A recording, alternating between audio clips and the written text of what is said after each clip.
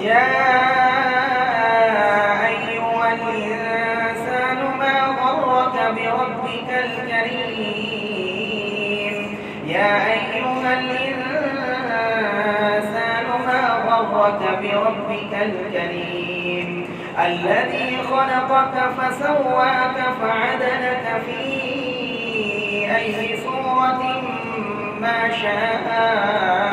ركبك كلا بل تكذبون بالدين وإن عليكم لحافظين كراما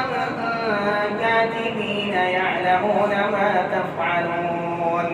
إن الأبرار لفي نعيم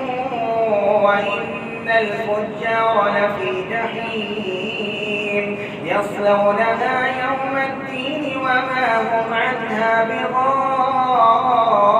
بغائبين وما أدراك ما يوم الدين ثم ما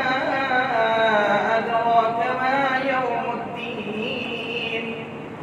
ثم ما أدراك ما يوم الدين